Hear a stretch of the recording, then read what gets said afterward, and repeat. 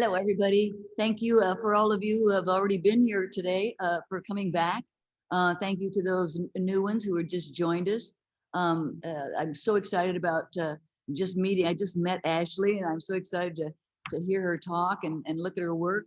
I reached out to my friend Bob Patterson, who was our juror for this exhibit that we just had, and said, "Hey, do you have? Are there some cool people that I might not know about out there that I could invite for Street Week?" And one of the people that he highly recommended was Ashley. And he writes, and this comes from Street Photography Magazine, that they did a piece on her. I think this comes from, tell me if I'm wrong about that, Ashley, but I think this is where I got this. It says, Ashley is smart, friendly, and funny, which enables her to connect with her subjects in a very personal way. She gets close, not just physically, but emotionally, which is evident in her work.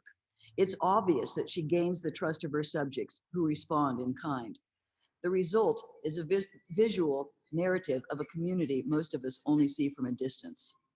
So she was raised, just I want to quick couple of things about what I've just learned, is that she was raised in a military family, so she moved all over the place. That was my dream. I always wished that I'd move around all the time, and I lived in Broken Bow, Nebraska for 18 years. I never got to go anywhere.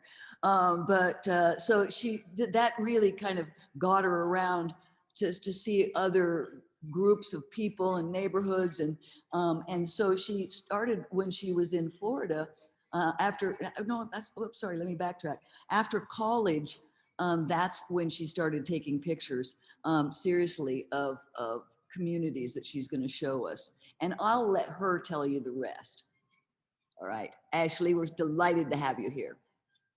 I'm delighted to be here, Julia. Thank you so much for this opportunity. And thank you to everybody who is tuning in. Am I still on mute? Nope, you're there. We hear you. All right, great. So let's get into this presentation. So this presentation, when I first imagined it, was going to be about my experiences on the peripheral end of history here in DC. DC, especially over the last 4 years, has been a very tumultuous place, and we're just coming out of that. But in thinking about that, I was like, well, there's a broader question of history in the United States, especially when it comes to African Americans, and especially when you're looking at the power of photography and the African American community.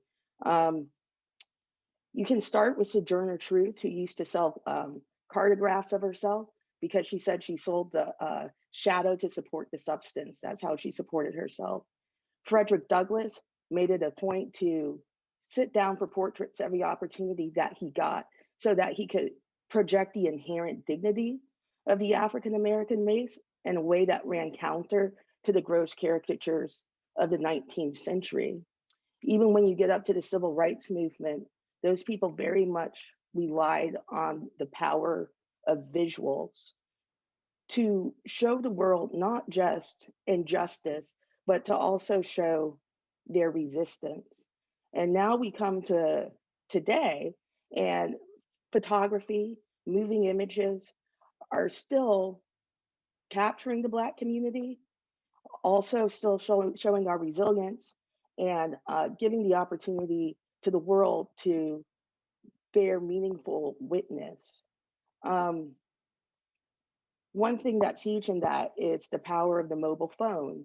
If you think about some of these really disturbing videos that we've seen, it isn't that these scenarios didn't exist before, but what you didn't have were everyday people who had the ability to capture that and share it with the masses. I say that because here's a full confession, guys. I shoot on an iPhone. And part of the reason I do shoot on an iPhone, I have a regular phone, but I find that the iPhone, it's disarming to people, right? And it does also help me to get close, especially because if you have a camera around your neck, sometimes I think this would be the case for me, definitely not for other people. People are very much focused on that camera because they know that ultimately there's going to be an ask. But when I'm using my mobile phone, I keep it in my pocket. I engage in conversations, and that's how we move forward. So just some housekeeping. I'm a part of the DC Street Photography Collective. Please check out our website. We recently did a book called Bad Day. It's sold out, but that's not to say there won't be a second edition or another book in the future. If you want to find me on Instagram, my handle is Descry88, and my personal website is ashleytillery.com. So this first picture here, and let me back up. I think as photographers, we always have a perspective. Sometimes that perspective is active, and sometimes that perspective operates in your subconscious. I mean, it's been a rough year for everybody, but I think it's been an especially rough year for African Americans, especially if you think about like the twin epidemics of like COVID and state-sponsored violence. When I took this picture, obviously this is pre-COVID, I was like, wow, that's pretty much a great summation of how it sometimes seems that America treats African Americans, especially young Black males. And you really couldn't ask for a better shot, especially with that stark white middle finger and the two Black males walking down the street. I especially like the expression on the kid on the left because they don't know that the middle finger is there, but I do. And when you're running things in your subconscious mind, I was like, this is a great picture. So that's why I took this. I think dealing with racism, and they've done studies on it in terms of like long-term mental health outcomes, in terms of life expectancy. Um, Racism in this country does take a toll on the psyche and the spirit. What I loved about this picture is that sometimes it just makes you tired. It just makes you tired. And once again, with this stark white bag, it's kind of like putting down this load of white supremacy and taking a break for rest and reflection, because there has to be restorative moments in your life. There has to be moments of rest so that you can deal with what's coming down the road, because this is our history as a country, right? And Black people have been dealing with it for 400 plus years. So when I saw him, I was like, there's something in me as a person of color that absolutely identified with this sentiment. And I was like, I need to capture this, not knowing what I was going to do with it, but it felt important. This is one of my favorite pictures. And to give you some background, I shoot largely in gallery place, which would be a very small, if you have to compare it to someplace else, it would be like Times Square in New York, obviously much, much smaller. One thing that helps me tremendously is that I shoot down there all the time. And it allows me to build a level of trust with people, because this guy on a busy street is sitting in a chair next to a bus stop, and that is not a cigarette he's smoking, you know? But I love the American iconography with Mickey Mouse juxtaposed against that KKK police on his shirt. But I also like I like the indifference you sort of see in him, right? Because you can go many ways when you're dealing with your feelings about America. And he chose to just call it as he sees it, sit down, smoke a joint on a busy street, and go about his day, right? Because that's the exact opposite of the picture we saw before, but he's still doing something restorative in response to the circumstances that surround being Black in America, especially a Black male. This picture was actually taken in Arlington. The guy actually does work for Target. I didn't tell him why I took the picture, but I think it has obvious impact, especially because he does have multiple targets on his shirt, especially if you consider how many Black people proportionate to our population have been targeted and killed, not just by the police, but like various forms of violence, not just throughout our history, But I mean, when you get into the microaggressions and everything else, there there are multiple ways that the Black body and the Black psyche is targeted. And I felt like this guy in this shirt embodied that concept really, really well. This guy was great. I wound up taking multiple pictures of him. He was just on the street without a shirt. This was actually during COVID. Uh, so he really felt like he was hard to kill because he didn't even have a mask on. This had to be taken in April.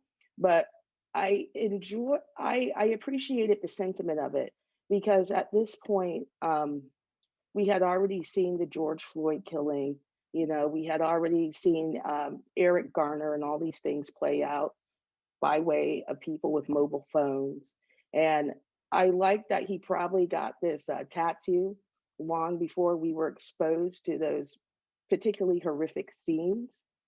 But it's a sentiment that I think sums up the Black experience in America because I always find it fascinating um, that we're still here and we're still thriving and making strides, especially considering that everything seems to be set up for a different a different outcome. So this was him, and he was nice enough to put his cigarette down long enough for me to take the picture.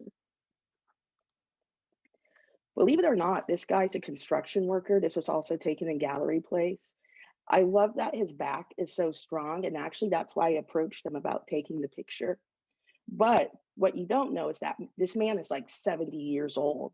I know it doesn't look that way from the back, but he's like 70 years old. So I stopped him and I was like, "Hey, can I take your picture?" He was like, "Absolutely, anything for you." I think he was hitting on me, so that was interesting. And the reason I asked him to pose like that is initially I wanted him to show off his back muscles and especially how they kind of follow the line in the grains of wood. But then I realized in showing off those muscles, it's an act of defiance that runs counter to, you know, the hands up, don't shoot. Um, that's sort of an act of surrender. But to take that same action and turn it into something more proactive was something I really loved and something that I gravitated towards. So that's this gentleman. These kids were at the underground here in Arlington. And I don't know if you can see at the top, but this is actually a shoe shine stand. And once again, when you start thinking about American history and imagery that we can all identify with, people often think of the black shoe shine boy, right? But what was great is to take that concept and be able to turn it on their head because there's nothing subservient about their positioning. There's nothing subservient about the way they're looking at the camera. And I saw this as an opportunity to show strength and also what I have to say, young Black men, young Black people in DC are just cool, way cooler than I ever was as a teenager. So I was very pleased when they agreed to take this picture. And I guess I should back up. Part of my process, I don't can I'm an amateur photographer. I'm self-taught. So part of my process in talking with people is to let them co-author the picture, right? I There's many times I don't tell people what to do. I just tell them I'm going to take a picture. We usually have pretty good conversations, and then this is what they decided to do. So in many ways, this isn't me telling their story. This is them telling their own story, and I think that's very empowering. So this guy's really interesting. This was taken in archives in Washington, D.C. Um, Getting into history, this guy is named Robert Lee. He's from Tennessee. He used to be a union president.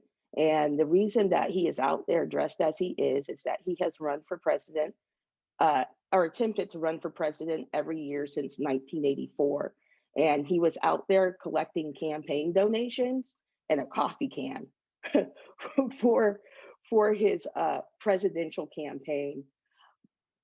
Obviously, I gave $5 to the Robert Lee Presidential Fund because, I appreciate grassroots movements. But what really drew me to him is this idea of like who helped to build the country and how do those stories get lost? I like the idea of him cloaked in an American flag with a hard hat, right? Like he's a constructor of a nation. And I really enjoyed that. And it wasn't lost on me that his name was Robert Lee, running for president. This picture I took because I think it speaks to, especially when you're bombarded with so much death or degradation or injustice, sometimes you can become indifferent to it, even as you get older, because you get like psychologically tired. Now, this guy, he's not dead. He's just homeless. I actually know that guy. He was nodding off for his afternoon nap. But the juxtaposition of the father just sort of on his phone and the kid's concern really spoke to me because the kid hasn't reached a point that he's indifferent yet. He really thinks like, hey, there's something wrong here because he doesn't know any better. He hasn't had to build that sort of emotional resilience to get through life. And I did wind up talking to them. I have a different picture of them, but this one was one of my favorites. And I guess the other thing that happens here is I have a lot of pictures of Black fathers with their children. Uh, and I do that largely for the same reason that Frederick Douglass sat down to take those portraits, which is to present the counter narrative. Because I think very often when people talk about the Black community or social ills that they say plague the Black community, the one thing they always like to say is that, well, Black fathers don't take care of their children. And in my experience, not just with my own father, who's lovely, but in and around DC, I often see Black fathers with their kids. So that's why I decided to snap this shot and got so much more. This is one of my favorite pictures, especially when you're looking at indifference, because once again, over the last 4 years, we had the Women's March. And I know in the beginning, I was talking about Sojourner Truth, and she has this great poem, Ain't I a Woman? Because very often in the past and sometimes now, uh, the inherent femininity and what that means in terms of protection and express and protection um, for Black women doesn't translate to what it means for white women. I think if you look at like the history of white supremacy in the country, really at the heart of that, when you look at the Klan and especially in Birth of the Nation, or if you look at Emmett Till or any of those cases like that, it was always about protecting white women and white womanhood. And so you see the white woman almost in a position where she's clutching her pearls, walking into the wind. And then you see this Black woman who's like, I'm kind of used to things not going my way. I'm used to experiencing difficulty. This is nothing new for me. So she's just on her phone, like, nothing's happening. And that's why I really appreciated this picture. And honestly, I almost missed it because I was on my phone. I looked up, I saw him walking down the street, and then I had to run and get this shot as fast as I could. And I'm glad I did.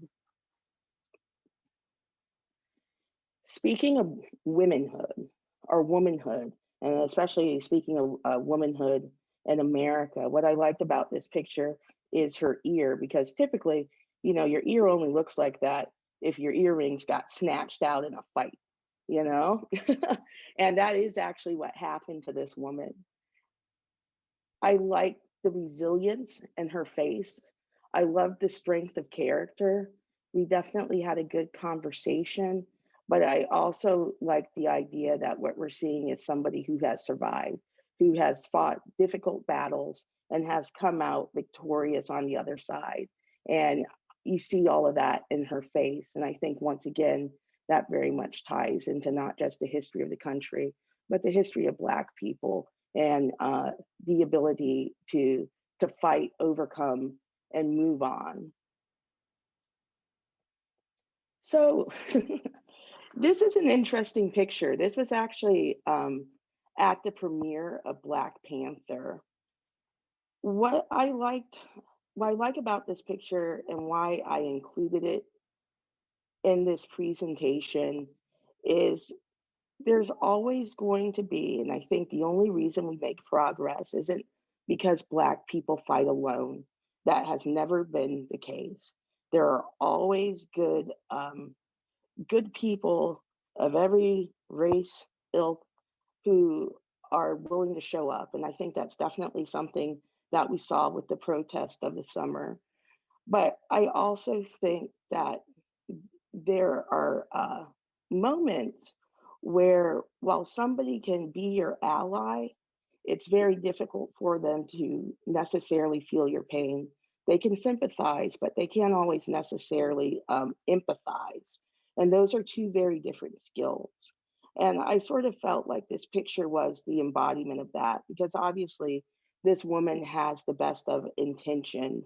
They were a part of a big sister program, but despite her best intentions, despite her best efforts, nothing's really going to erase the pain that comes from existing within a system that actively questions your right to exist at every opportunity. So that's why I put this picture in here. I love this picture, and let me first say that the gun is fake. Um, there's after school programs in the city where they teach the kids to play drums and everything else. This was in Gallery Place. This was at night. So what they do is they come down to Gallery Place, they put out their buskin can, and you know, they play to raise money for their programs. The man in this picture, he teaches drill, but I like the idea, even though the gun is fake, there's something very protective, especially when you look at the little boy sitting right down there. And there's also a very famous picture of Malcolm X with his gun in a window that his posturing reminded me very much of that. I think when you think about America, or at least when I think about America as a person of color, I'm not a parent, but I do have nieces and nephews. I have a mother and a father. Um, there's this idea that you want to protect your children. I also think about Tamir Rice, who was shot dead for playing with a BB gun in the park, shooting at snowballs. And there's something in you that wishes you could shield these kids from harm. Now the stance he's taking is more militant, um, and it also speaks to the difficulty of such a task, right? You can't keep your kids in the house forever or anything like that. And I think that concept's also reflected in the fact that the gun isn't real. That gun can't actually offer any protection, but at least there's the posturing of wanting to protect, even though if what you're trying to protect your children from is an all-encompassing system. This picture was taken in New York. What I liked about it is it seems like the type of thing you would do if you were actually interacting with the police. But I actually watched this guy for 10 minutes on the subway trying to get his do-rag just right. And that's a cultural thing in the Black community because he put that on so that your hair has waves in it. I liked the idea that instead of this being something that could end badly or something that was tied to violence, it was tied to this young man living his life and getting to go home to the people who want to protect them, who want to love him, and don't want to see him become a hashtag or another American statistic. And that's why I chose to take this picture. Cash only.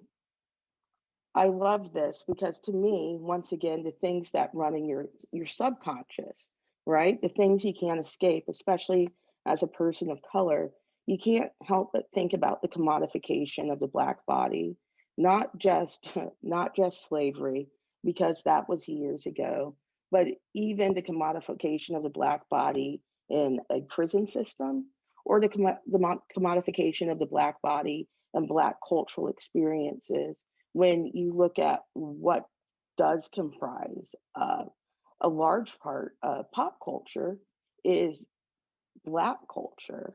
So I like the idea of having a young Black man with that cash only sign as to suggest he's for sale because once again, the history of the country, uh, Blackness has always been for sale.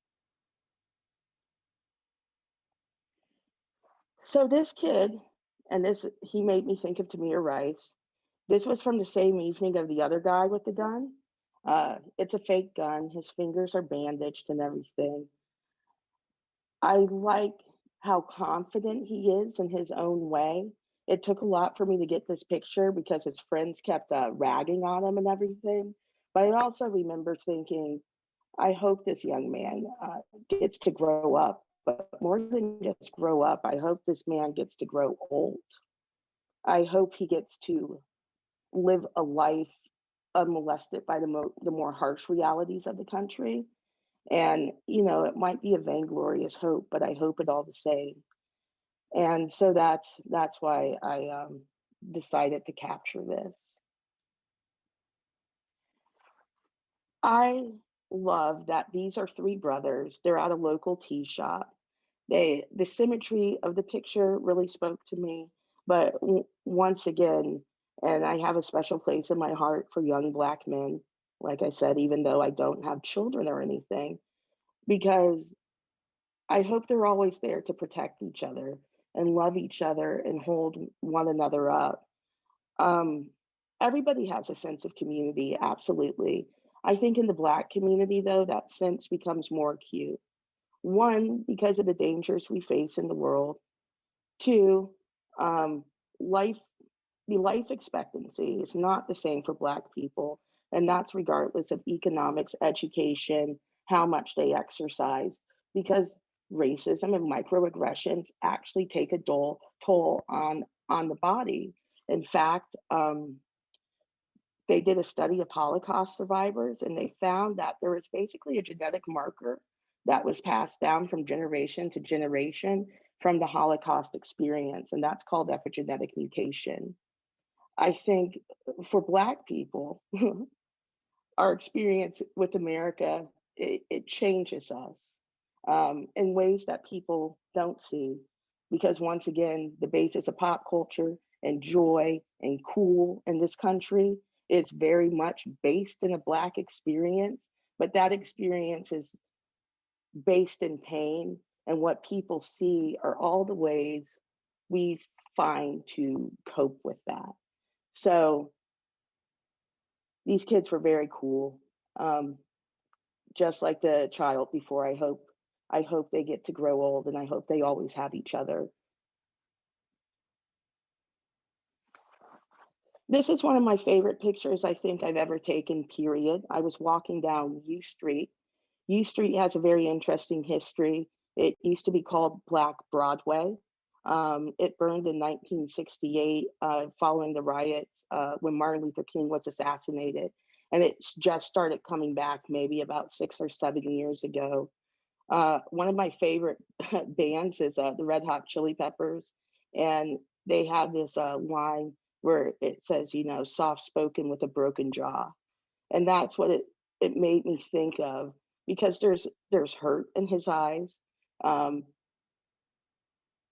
and it reminds me of dealing with the world that can be very difficult to deal with. And then once again, you bandage yourself up, you take your measure of pain, and then hopefully you figure out what to do with it in the future. Also makes me think like when I was talking about the idea that the cool and everything you see coming from the Black community first starts in an experience of pain. It made me think of this rapper Nelly. Um, and he used to always wear a band-aid under his eye. And that's part of what drew me to this picture. Obviously, we didn't have a conversation because I was on one side of the glass and he was on the other. Um, but I think there was a mutual vulnerability in the way we looked at each other because you can see him looking directly at me that I feel makes for a very, powerful portrait. So once again, this is during the height of the COVID epidemic. And I have to say, street photography became very difficult during this time, right? The historic time we're living through now. And what I liked about this picture is that I think it perfectly encapsulated the twin epidemics that African Americans are going through right now. This man had just gotten out of the hospital, so that is definitely a bandage on his head. But right, and but he wanted to smoke a cigarette, so he was walking around being like, "Hey, does anybody have a cigarette?" And I saw him, and I was like, "Hey, do you mind if I take your picture?" And he was like, "Yeah, if you don't mind if I smoke this cigarette, and I don't want to talk too much because it's been a rough day." So I took the picture from the side, and out of all the COVID pictures I attempted to take, I found that this one was the most successful. This was taken the same day in Gallery Place. It was a hard day of shooting because there really wasn't much to shoot, but I felt it was important, and it might become a different series of capturing Black people during the time of COVID. Once again, running counter to the narrative because on online on the internet, people were saying, "Well, Black people are dying at a disproportionate rate because they just don't want to wear masks." Now he's not wearing his mask correctly, but when I was in the city, every person I saw, even when they were outside, they were wearing masks. And I think once again that falls into a certain obligation that photographers of color have, going back to that charge of Frederick Douglass to interrupt and correct the narrative. So that's why I took this. So now we're getting to something a bit happier because it's one thing to just talk about what's wrong with the world, but I think it's equally important to talk about what's right. And I already told you I have a soft spot for Black fathers. I love the tenderness of this moment, but I don't think the historic implications can be lost. This is also on U Street. This is in front of the Lincoln Theater.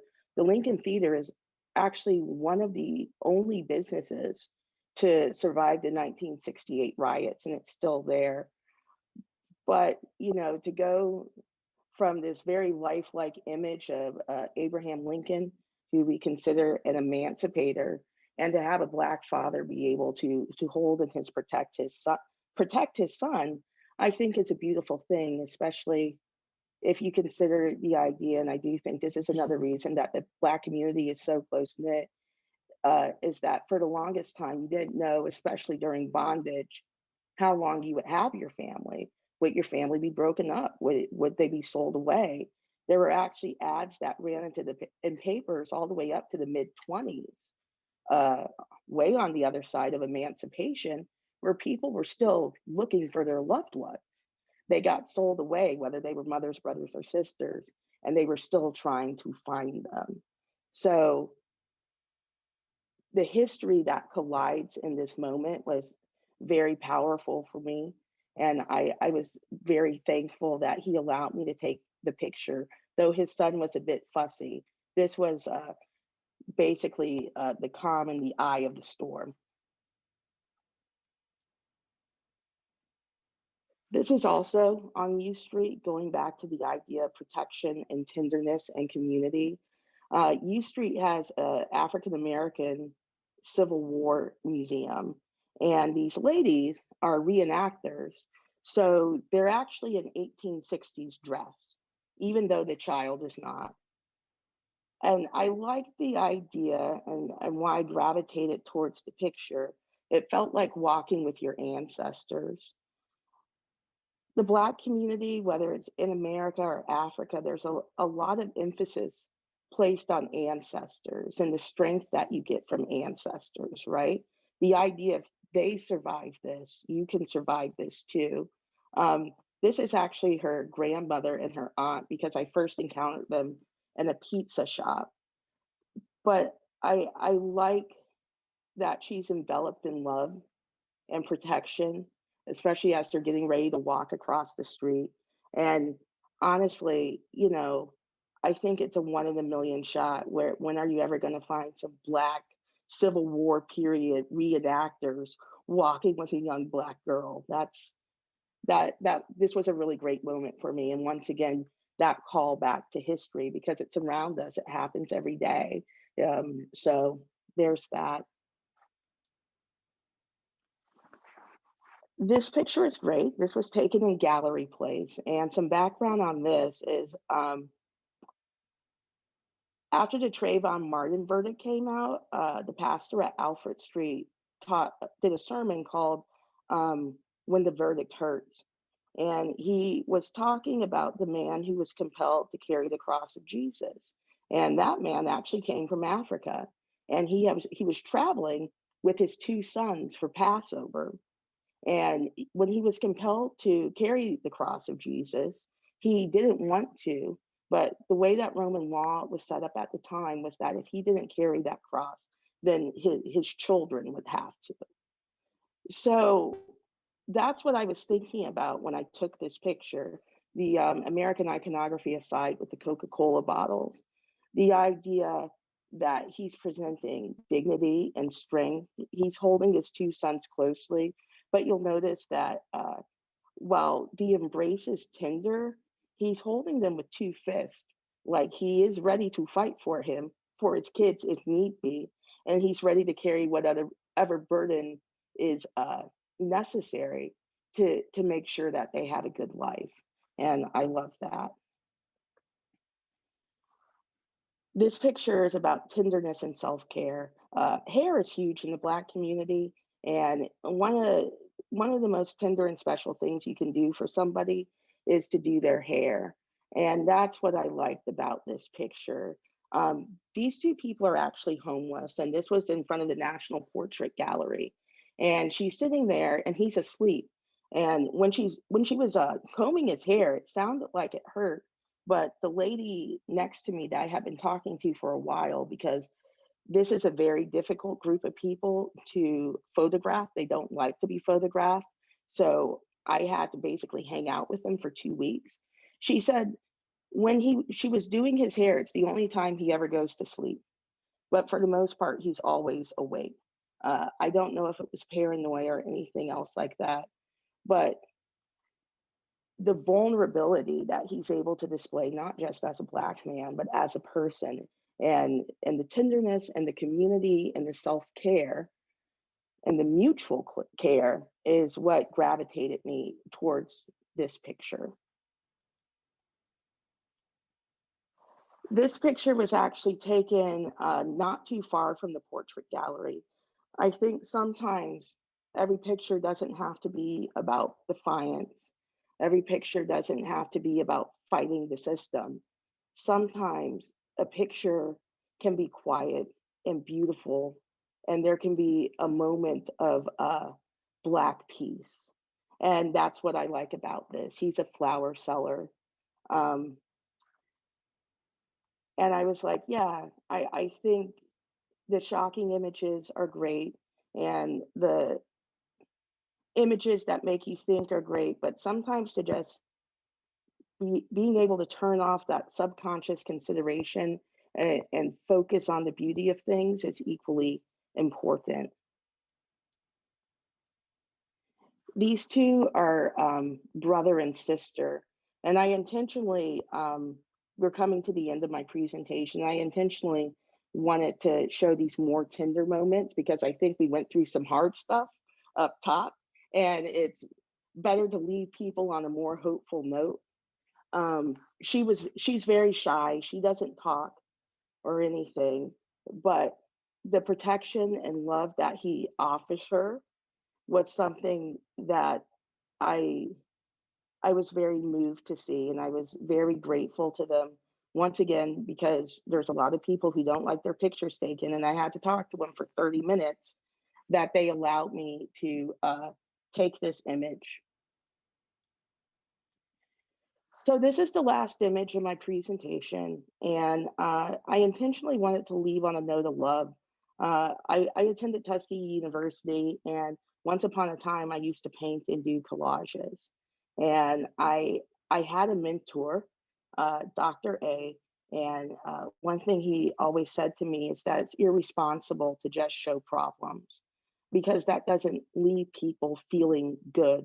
It doesn't empower them. There also has to be solutions and hope. And I think for us, especially in this time we find ourselves, our history is still unfolding, right? How we're going to be judged in this moment is a task for the future. We're at a crossroads right now, aren't we?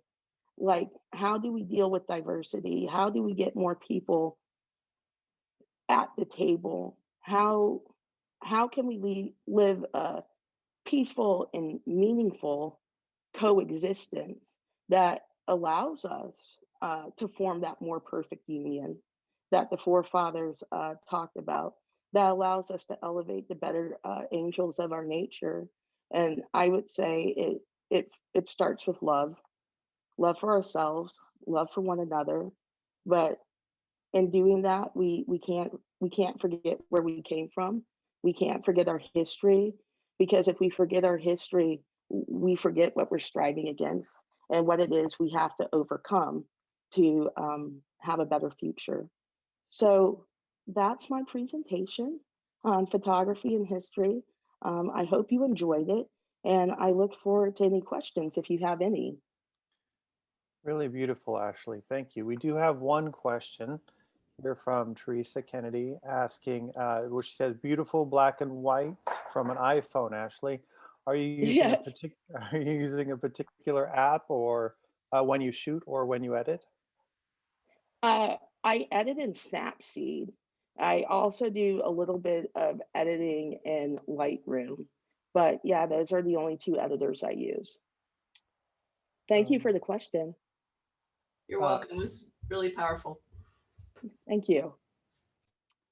Colleen says, "Your photos straddle the line of showing strength and vulnerability so beautifully.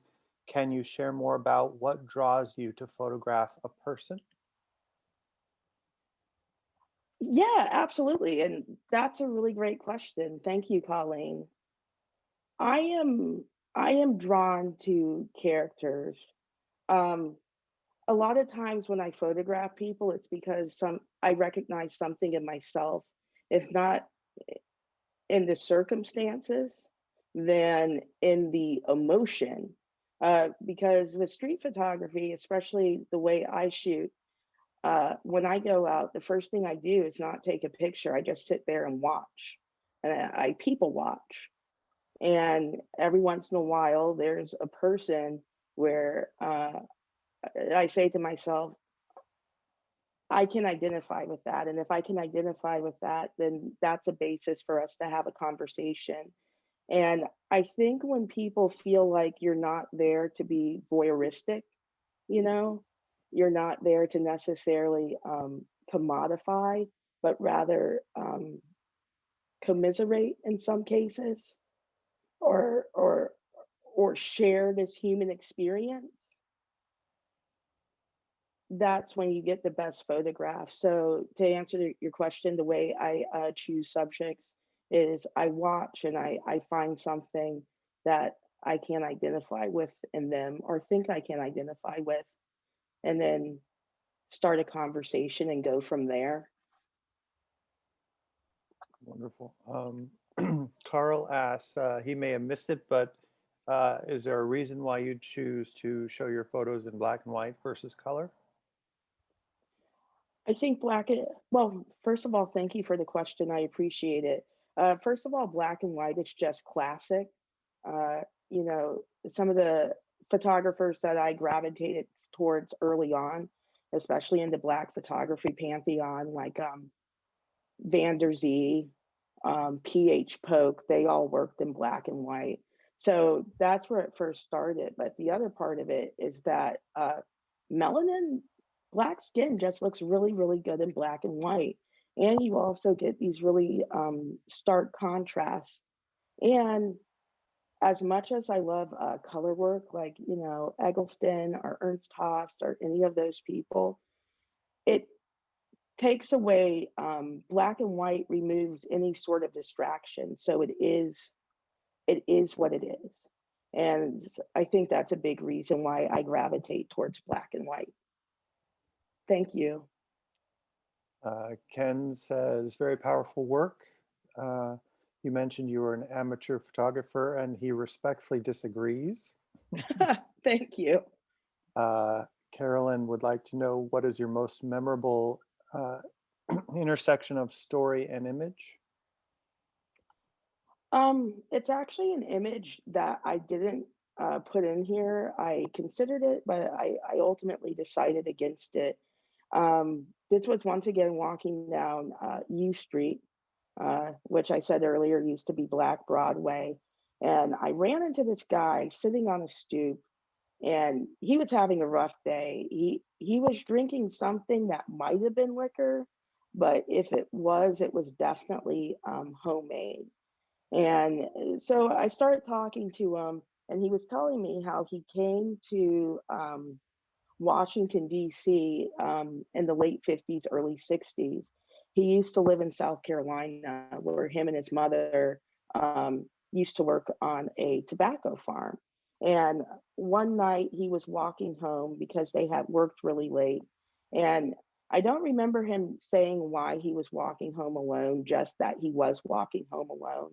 And some white boys from the community that he knew started chasing him, and they were chasing him in a vehicle. So he ran into the fields at night, and he hid himself amongst the crops.